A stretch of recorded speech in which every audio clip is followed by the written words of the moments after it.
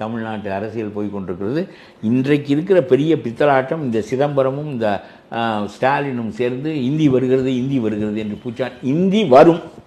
நீ ஏற்கனவே 15 ஆண்டுகள் ஆட்சியில் இருந்திருக்கிறாய்.